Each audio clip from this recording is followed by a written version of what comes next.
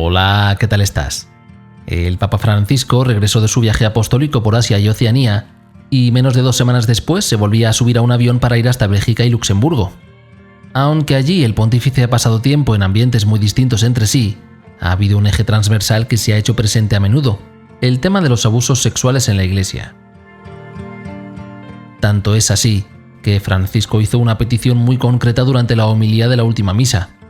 Con la mente e con il cuore torno alle storie di alcune di questi piccoli. Con la mente y con el corazón, vuelvo a las historias de algunos de estos pequeños con los que me encontré el otro día. Li ho sentiti. Los he escuchado.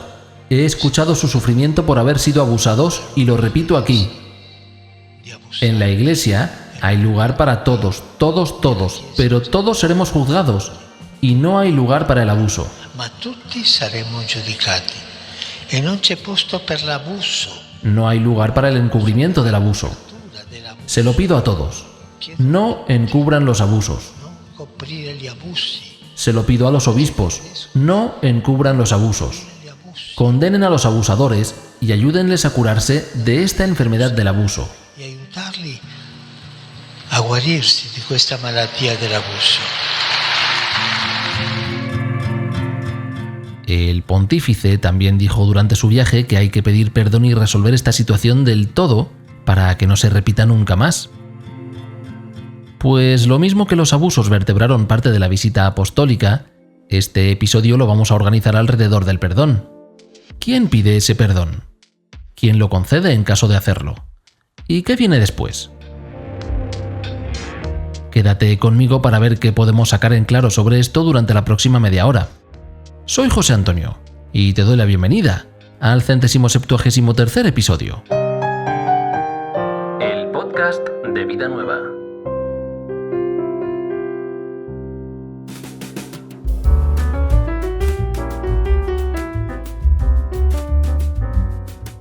Tres días duró la visita de Francisco a Luxemburgo y Bélgica. El jueves pasado, hacia las 10 de la mañana, llegaba al Aeropuerto Internacional de Luxemburgo. Esa misma tarde, abandonaba el país de camino a Bélgica y el domingo después de la misa, de regreso al Vaticano. Aunque corta en duración, ha sido una visita apostólica con una marcada intensidad emocional debido al tema de los abusos, que han salpicado varios momentos clave. Tomemos como ejemplo el paso de Francisco por la Universidad Católica de la ciudad de Leuven, Lovaina en español. El rector Luxel decía lo siguiente tras dar la bienvenida al pontífice. Nuestra universidad ha tenido crisis en los últimos años. Conscientemente dejamos lugar a la contradicción y estamos abiertos a las voces, incluidas las internas, que no están de acuerdo con las posiciones que adoptamos. Durante su pontificado, usted también abrió ese espacio de diálogo y de contradicción en la Iglesia. Aquí la Iglesia enfrenta una tarea inmensa. El impacto del abuso sexual y la forma en que se discutió y evaluó en el pasado debilita la autoridad moral con la que la Iglesia puede hablar en nuestro mundo occidental. Para restablecer en cierta medida la confianza dañada, es necesario un diálogo honesto, comprometido y cálido con las víctimas, en el que se reconozcan abiertamente los errores.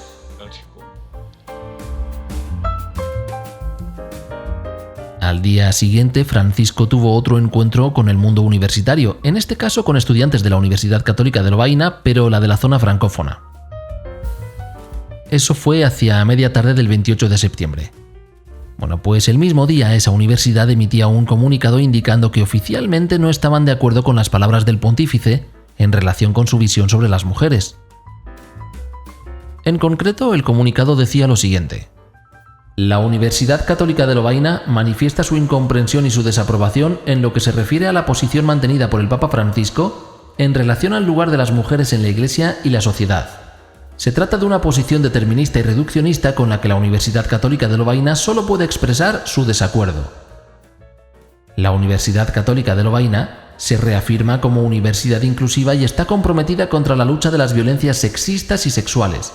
Reafirma su voluntad para que cada cual florezca en su seno y en la sociedad, cualquiera que sea su origen, su sexo o su orientación sexual. La universidad llama a la Iglesia para que emprenda el mismo camino, sin ninguna forma de discriminación.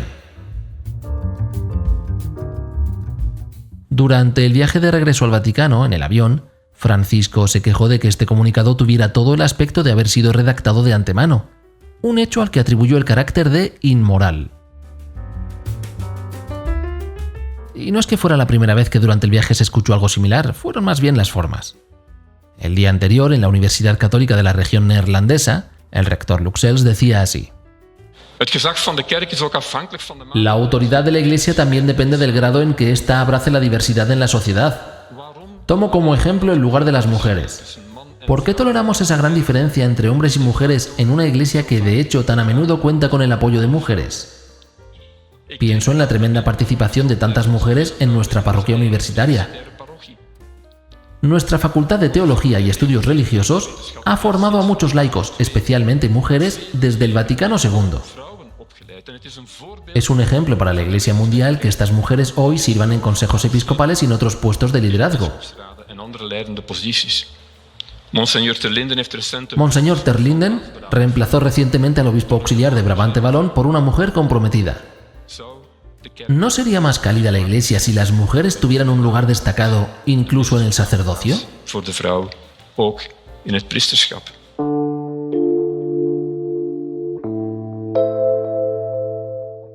Es un justo reclamo del que hemos hablado muchas veces aquí en el podcast. Sin embargo, hoy me gustaría fijarme en otro detalle que trascienda el tema en sí mismo. Tanto el comunicado de la Universidad Francófona como el discurso del rector Sels tenían ese matiz ejemplificador mediante el que ofrecían su propia experiencia como modelo en el que fijarse y donde la Iglesia podría ir a buscar inspiración para su propio desarrollo universal. Por supuesto, no es la primera vez que alguien le dice a una institución milenaria que ha formado las conciencias de billones de personas a lo largo de la historia que le tome como ejemplo. Hoy día sigue sucediendo. Youtubers e influenciadores que corrigen al magisterio pontificio, columnistas que buscan y rebuscan en el idioma hasta dar con la palabra adecuada para lanzar su dardo envenenado disfrazado de texto amigo, medios de comunicación fundados por religiosas que tergiversan al pontífice para el propio beneficio, obispos y cardenales que se sienten perseguidos por sus propios hermanos de vocación. Lo que me llamaba la atención era que ambas universidades se colocaban a sí mismas como ejemplo de conducta y acción, sin detallar primero los puntos fuertes y débiles de la Iglesia en ese tema en particular, o las oportunidades y las amenazas, si se prefiere, o en general, cualquier dicotomía que permita discriminar lo positivo y lo no tan positivo.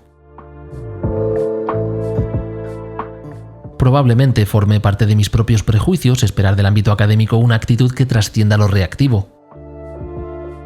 De algún modo todavía me cuesta aceptar el hecho de que un organismo educativo se deba a quien paga sus facturas y no tanto a la verdad objetiva. Y pensaba que esto tal vez tuviera algo que ver con cierto mal que afecta de tanto en tanto a mucha gente con estudios superiores en todo el mundo. Acordémonos, por ejemplo, de esa profesora de Cristología que ridiculiza la poca cultura evangélica de su alumnado y cómo eso le impide mirar con ojos cercanos al hombre sin cultura que manosea su Biblia tratando de descifrar significados que se le escapan pero que intuye están llenos de la esperanza que necesita en su día a día. O pensemos también en el teólogo que no se permite a sí mismo reconocer la enseñanza del indígena que encontró a Dios fuera de un papel. Sí, es cierto que las palabras de Francisco durante sus discursos en Bélgica refiriéndose a las mujeres pueden ser objetivadas y tratadas en su conjunto como ideas que no favorecen o propician el cambio a corto plazo que se necesita. Falta, no obstante, lo subjetivable. A mayor o menor velocidad, durante el pontificado de Francisco se han producido una serie de reformas estructurales que hace 15 años eran pura fantasía. No solo ha habido nombramientos clave que han ido apuntalando los cambios propuestos y previstos, sino que también ha habido y sigue habiendo todo un proceso de explicitar ciertos temas de los que antes no se hablaba. Francisco, el legítimo sucesor de Pedro ante miles de personas, pedía a los obispos, sacerdotes y a todo el pueblo de Dios que nadie encubriera un abuso. Además, Francisco no solo habla con palabras más o menos acertadas en según qué situaciones. Al fin y al cabo tiene 87 años y nació y creció en una época muy distinta a esta. Ya veremos cómo estamos cada uno de nosotros dentro de 40 años, con robots autónomos alrededor nuestro y todavía haciéndonos un lío para manejar el mando de la tele. El pontífice, por tanto, también se expresa por medio de sus gestos y de las personas a las que proporciona alguna responsabilidad, quienes además hacen lo que pueden habida cuenta de la resistencia que se ofrece al trabajo en algunas áreas. Así que, diremos que el ejemplo también funciona en sentido inverso. A más de una universidad le vendría bien tomar ejemplo de cuando Francisco visita una cárcel de mujeres, cuando toca las heridas de los más vulnerables o cuando visibiliza a los colectivos que jamás podrían tener acceso a esos mismos lugares de estudio y conocimiento.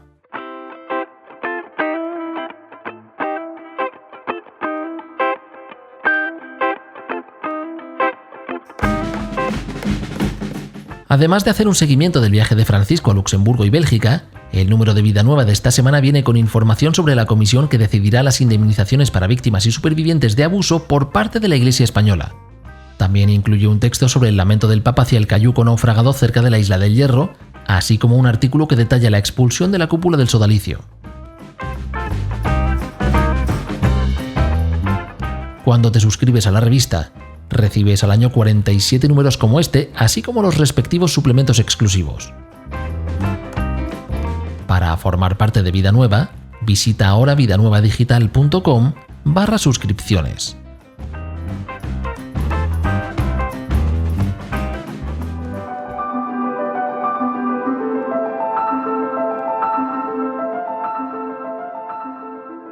Hablábamos sobre cómo la mirada crítica, que ha perdido la capacidad de adaptarse a cada contexto, impide apreciar los pequeños detalles que señalan el rumbo de lo que serán los cambios del mañana.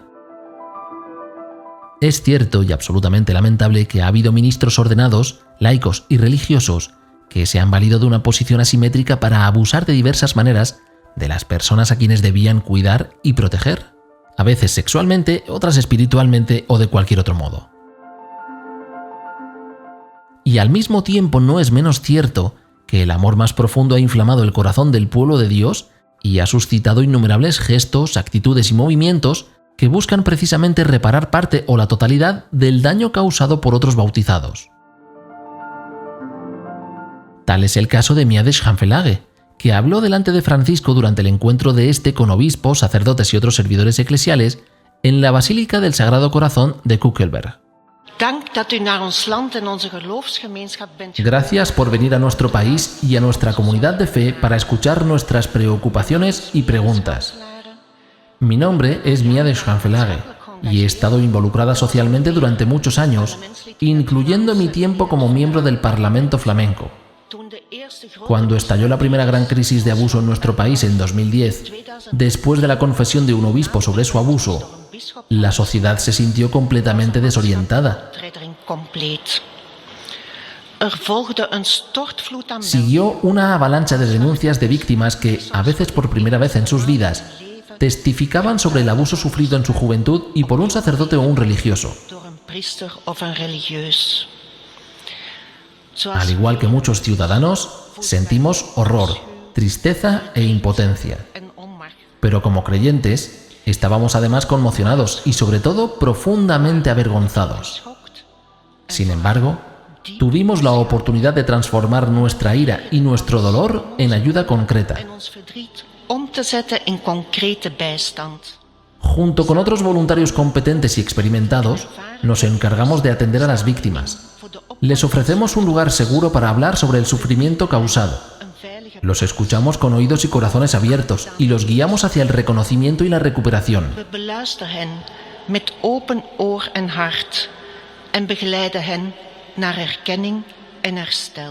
Inicialmente pensé que con este compromiso tenía que salvar a la Iglesia de Cristo, pero encontré a Cristo en los más pequeños, en los heridos en cuerpo y alma. ¿Cómo puede la Iglesia ver las heridas de los sobrevivientes, reconocerlas y aprender de ellas? ¿Cómo construimos una nueva cultura en la Iglesia donde todos, jóvenes y ancianos, hombres y mujeres, cada persona, se sienta segura, protegida y acogida, donde la apertura y el respeto mutuo sean evidentes? ¿Cómo se puede equilibrar la autoridad eclesiástica con la transparencia política? Hoe kan elk kerkelijk gezag in balans gebracht worden en alle beleid transparant gemaakt worden? Mia de Schönfelage lanzaba estas últimas preguntas a pocos pasos de donde estaba el Papa Francisco. De hecho, este le dedicó unas palabras más tarde. Por eso le diría a Mia: gracias por el gran trabajo que hacéis para transformar la rabia y el dolor en ayuda, cercanía y compasión. Los abusos generan atroces sufrimientos y heridas, mermando incluso el camino de la fe. Y se necesita mucha misericordia para no permanecer con el corazón de piedra frente al sufrimiento de las víctimas, para hacerles sentir nuestra cercanía y ofrecerles toda la ayuda posible, para aprender de ellas, como has dicho tú, a ser una iglesia que se hace sierva de todos sin someter a nadie. Sí, porque una raíz de la violencia está en el abuso de poder, cuando utilizamos nuestros roles para aplastar o manipular a los demás.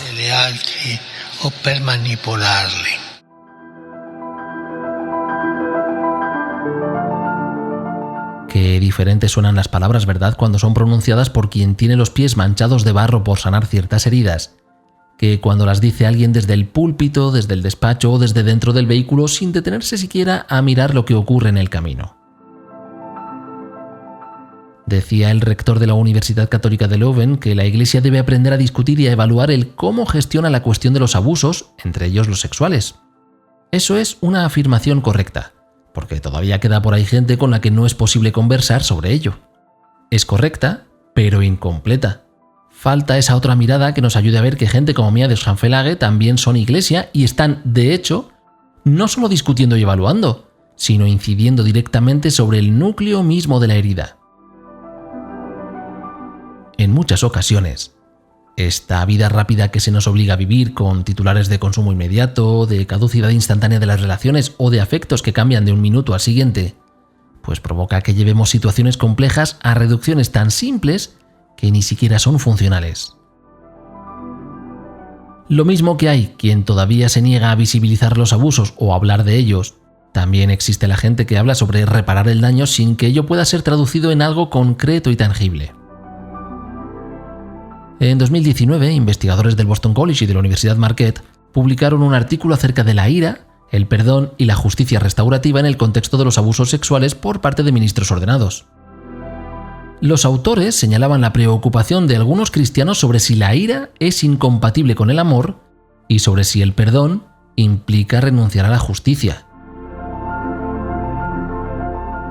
Se trata de un texto que puede servir como pie a una formación más profunda, dado que proporciona un fundamento que permite ir más allá de esa falsa contradicción que se presenta en contextos anticlericales y que dice precisamente eso, que menos perdonar y más ajusticiar.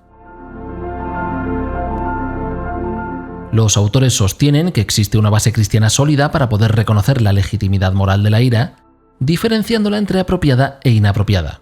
Además, inciden en que el perdón no siempre implica una renuncia a la justicia, sino que puede coexistir con ella, dado que puede ser entendido como la reanudación de la buena voluntad hacia el ofensor, un acto de caridad que no necesariamente eliminará el resentimiento justificado.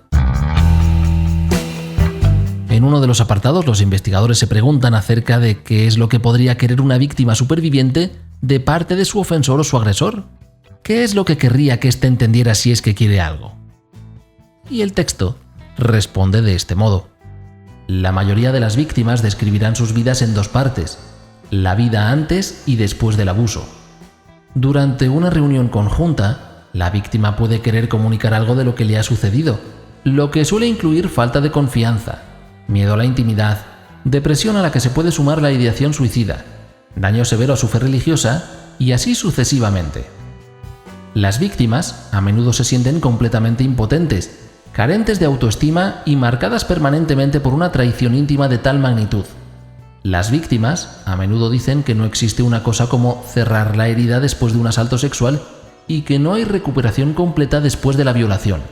Decirle a una víctima que solo necesita perdonar y olvidar es insultante y además es pedir lo imposible. Por tanto, no debería llamar la atención de nadie el hecho de que cuando el Papa Francisco visite un país, si ha habido víctimas de abuso en él, éstas quieran ser escuchadas y que se tenga en cuenta su situación vital. Cuando a alguien le molesta que este tema salga mucho a la luz, o se sienta cansado de escucharlo, o piense que se le está atacando gratuitamente, tal vez habrá llegado el momento de que se siente a reflexionar acerca de todo lo que venimos hablando hasta ahora.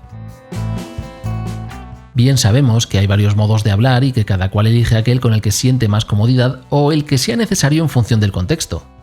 Pero decía yo antes lo de esa persona del mundo académico que no sabe bajar de su pedestal de vasto conocimiento y se niega a la posibilidad de aprender de los gestos más sencillos de amor espontáneo, como compartir una comida con lo poco que se tiene.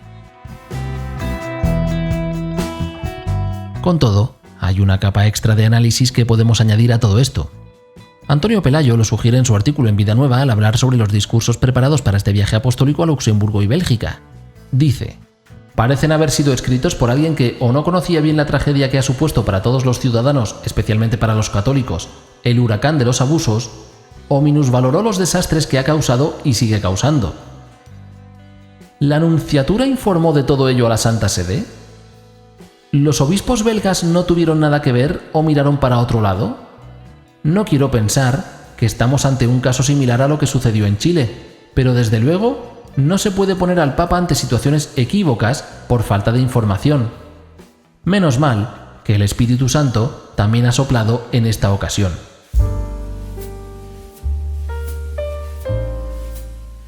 En algunas conferencias episcopales no es difícil imaginarse a algún obispo que pueda querer jugar a hacerse el olvidadizo para poner a Francisco en un brete.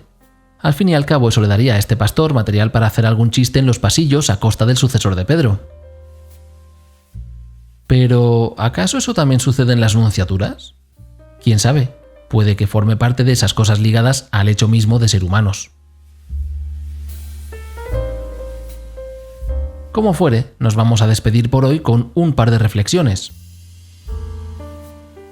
Cuando hablamos sobre cómo afrontar las consecuencias de un abuso cometido en ámbitos eclesiales, podría ocurrir que el tema sea tratado equiparando la reparación del daño en la víctima con el perdón hacia el abusador.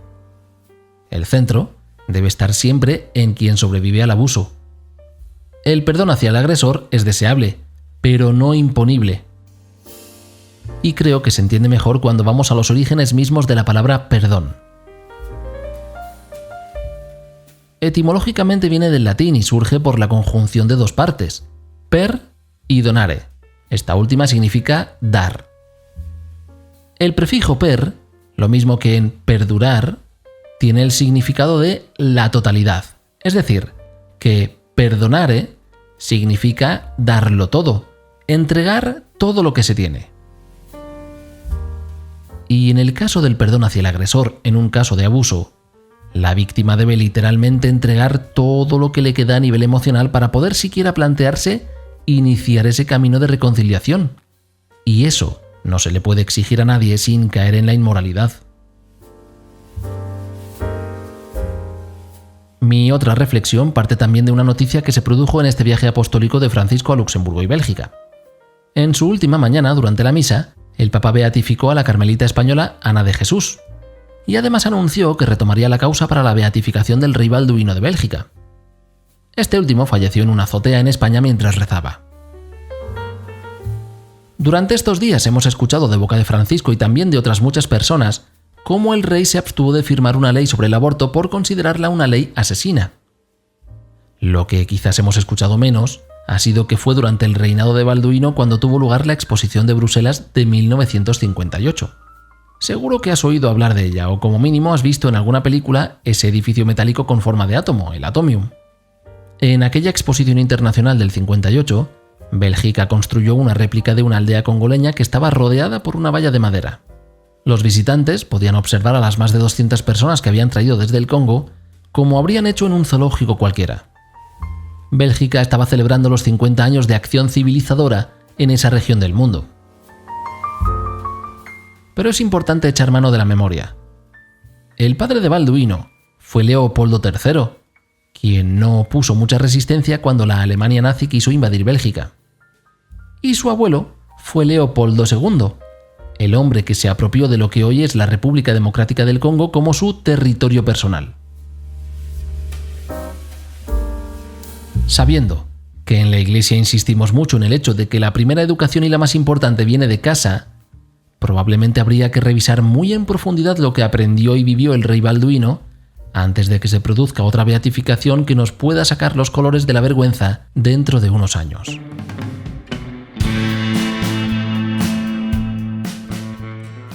En estos momentos ya se está celebrando la segunda vuelta de la Asamblea del Sínodo de la Sinodalidad. Y en Vida Nueva estamos leyendo sobre las peticiones de perdón que el Papa Francisco escribió de su puño y letra para la vigilia penitencial o las declaraciones del cardenal Víctor Manuel Fernández sobre la aprobación del diaconado femenino durante la era Francisco. Para no perderte ningún titular, considera ahora darte de alta en la lista gratuita de correo o en el WhatsApp de la revista. Encuentras la información visitando vidanuevadigital.com.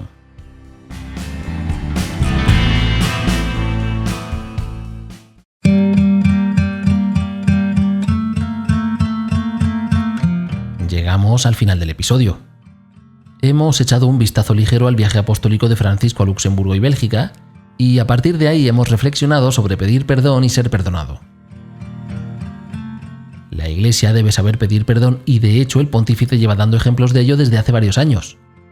Tanto ha pedido perdón que hay incluso quien piensa que lo hace demasiado. Por otro lado, reflexionábamos sobre el hecho mismo de otorgar ese perdón. La Iglesia debe también ser capaz de recibir el perdón de parte de quien esté en disposición de otorgarlo. En ese proceso, ni la altivez ni la lastimería darán frutos positivos. Lo vamos a dejar aquí. Espero que te haya gustado el episodio. Muchas gracias por haberte quedado conmigo todo este rato. Si crees que puede ser de ayuda para alguien, compártele el enlace al episodio a través de redes sociales o mandándoselo por el teléfono. Me despido. Te deseo una feliz semana. Nos escuchamos en 7 días. El podcast de Vida Nueva.